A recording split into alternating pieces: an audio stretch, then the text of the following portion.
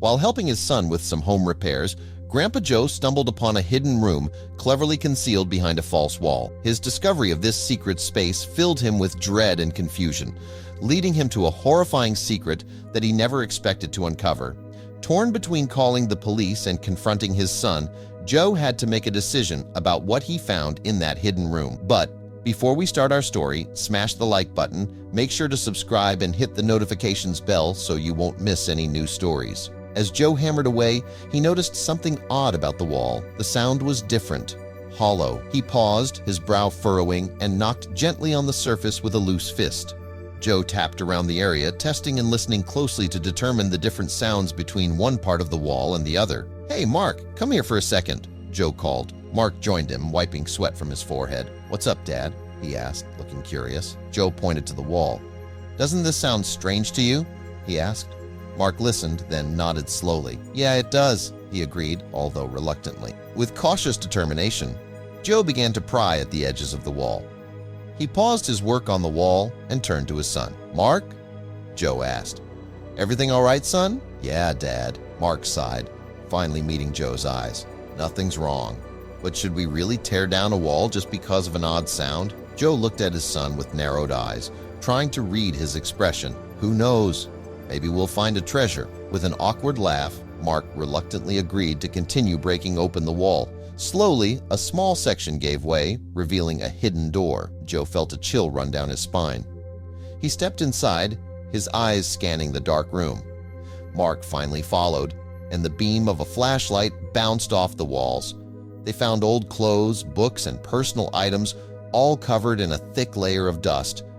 An entire wall was covered in eerie doll faces, and on the other side of the room, a life-sized woman doll stared Joe straight in the eyes.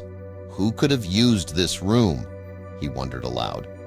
Mark shrugged, his voice forcibly light, as if he was trying to feign nonchalance. "Maybe someone who lived here before us?" he suggested. As they continued to explore the room, Joe's unease grew. The room felt almost like a tomb, preserving a history no one wanted to remember. He paused to pick up a shiny, modern watch lying atop an old dresser. It seemed wholly out of place, its sleek design clashing with the antiquated surroundings. Joe turned it over in his hands, feeling the cool metal tick against his palms. The watch was still running, its hands moving precisely. It clearly belonged to someone who might still be looking for it. Next, Joe's fingers brushed against a new-looking wallet. He opened it cautiously and found several crisp bills and a driver's license. The name and face were unfamiliar, sending a shiver down his spine. The room's secrets deepened, suggesting stories far more sinister than mere forgotten belongings. Each step he took revealed more unsettling objects. A child's toy car, its paint fresh and unchipped, lay next to a vintage lamp.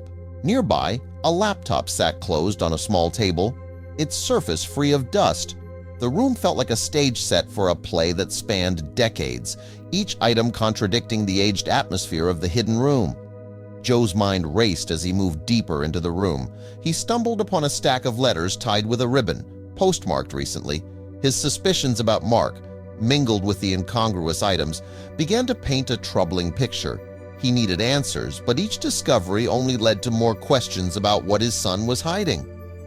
Joe noticed a pristine handbag tucked into the far corner, starkly contrasting with the dust-laden shelves around it.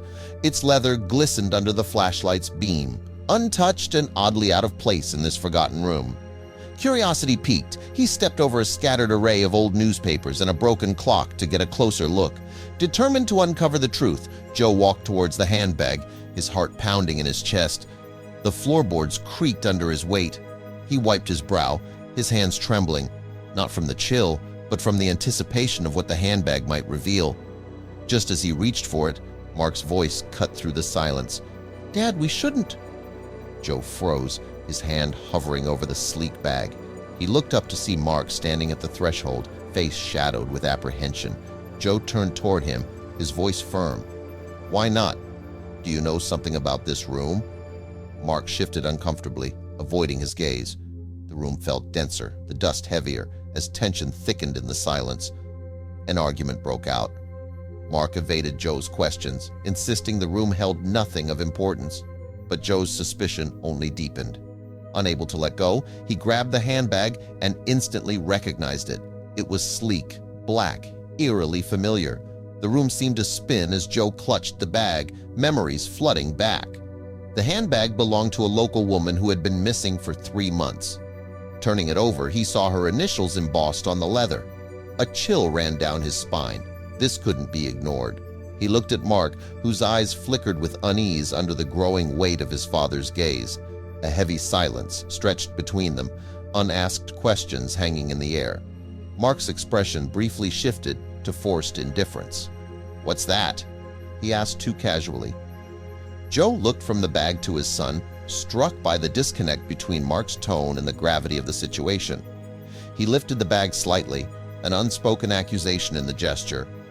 Joe struggled to process what he had found. How could this handbag, linked to a missing woman, be here, in Mark's house? His thoughts raced, spiraling into dark possibilities. Feigning ignorance, Joe laughed weakly and nudged Mark. "Imagine finding treasure here, huh?" Mark chuckled, relieved by the apparent dismissal. The tension seemed to ease, but Joe felt a knot tightening in his stomach.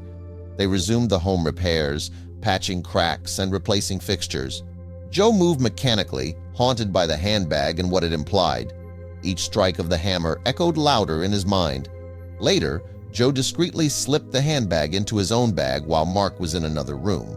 As he zipped it shut, he made sure he wasn't seen. The bag felt heavy with secrets. He said a strained goodbye, hugging Mark awkwardly. Driving off, he soon pulled over under an old oak tree, overwhelmed.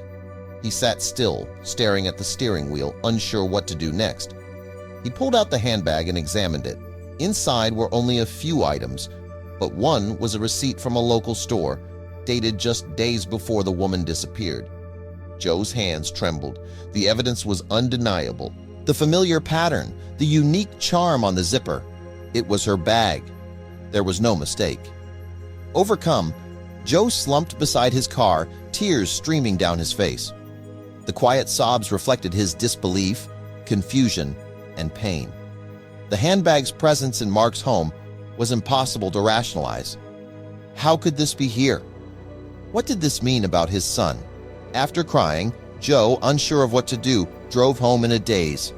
The familiar streets blurred past him as his mind struggled to process everything. He parked in his driveway but didn't immediately get out. Instead, he sat in the silence of his car, trying to piece together his thoughts and his next steps. At home, Joe placed the handbag on the kitchen table. The quiet amplified every sound, the ticking of the wall clock, the distant bark of a dog. He examined the bag again, its presence only deepening his unease. Pulling up police reports, Joe hoped he was wrong, but the details matched exactly. The color, size, and unique markings confirmed it was the missing woman's. He laid the report beside the handbag, his dread intensifying. Torn between calling the police and protecting his son, Joe sat in silence, overwhelmed by the weight of the decision. His loyalty as a father clashed with his growing sense of responsibility to the truth. He looked at a photo of his late wife, Martha, hoping for guidance. Speaking softly to her memory, he searched for clarity in the silence, but received none. Unable to decide, Joe resolved to gather more information before taking action. He made a list of places to visit: neighbors, the hidden room, and the local library for archives. That night, sleep offered no escape. He tossed and turned, haunted by the handbag and the woman's face. The lines between dream and reality blurred as his thoughts raced. By morning, Joe was exhausted but determined. He got up early, ready to dive deeper into the mystery. Setting up his laptop, he combed through online articles and newspaper clippings. He created a timeline of the missing woman's last known movements, drawing connections across a large sheet of paper. The pattern that emerged confirmed his worst fears. Her disappearance aligned almost perfectly with his initial visit to Mark's house. The timeline shook him. The realization that Mark might be involved was unbearable, but he couldn't ignore the facts. Determined to learn more, Joe called Mark, offering to return and help finish the repairs. Mark agreed, unaware of Joe's real purpose. During the visit, Joe casually brought up the missing woman, watching Mark closely. Mark responded with vague, dismissive comments and avoided eye contact. His eagerness to return to the repairs only raised more red flags. When Mark stepped out to take a call, Joe seized the opportunity. Heart racing, he made his way to the hidden room, but found it sealed shut. Fresh plaster covered the entrance, and the scent of new paint filled the air. The door was gone, erased as if it had never existed. Joe stood there in stunned silence, the implications sinking in. Joe touched the wall, disbelief and frustration flooding him. Mark had sealed the hidden room, erasing any immediate chance to investigate further. Before Joe could do more, Mark returned. Caught off guard, Joe grabbed a hammer and busied himself with a floorboard repair. "Just fixing something I noticed earlier," he said, masking his frustration. That evening, Joe paced his living room, torn between protecting Mark and going to the police. Each time he considered reporting, he pictured Mark's face, but the image of the handbag and sealed room kept surfacing, intensifying his inner conflict. He tried to distract himself with television but was drawn to a news segment about the missing woman, Vanessa. Her photo appeared on screen, and Joe's unease peaked. A moment later, her mother appeared, pleading tearfully for information. Her words pierced through Joe's indecision. Realizing he could no longer stay silent, Joe called the police. His voice trembled as he asked to speak with the detective handling Vanessa's case. "It's about Vanessa," he said, bracing for the questions that followed. The police promised to visit the next day. Joe, anxious yet relieved, sat in the dim light of his living room, the weight of his decision pressing down but lightened by hope that answers were near. The next morning, Detective Johnson arrived. Joe, watching from the window, steadied himself before opening the door. The detective's serious expression mirrored the gravity of the situation. Joe offered coffee as they sat at the kitchen table. He laid the handbag between them and explained where he had found it. Detective Johnson examined it, his face darkening. "This is indeed Vanessa's handbag. We need to bring your son in for questioning." Joe nodded tearfully. Though it broke his heart, he knew it was the right thing to do. Officers arrived at Mark's house early. He was surprised but compliant as they arrested him.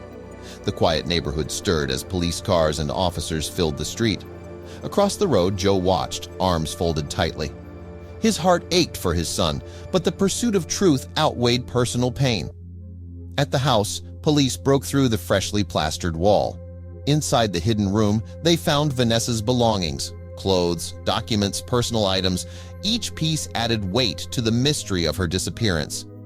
Hours later, Vanessa herself emerged from a concealed passage behind the room. Disheveled but unharmed, she was helped by paramedics and quickly stabilized. Once able to speak, she revealed that Mark had been protecting her. "He saved me," she said, describing how she had been escaping a toxic and dangerous situation. Mark, an old friend, had offered her a place to hide. She explained how her environment had become unbearable, and Mark's hidden room served as a sanctuary during her time of need.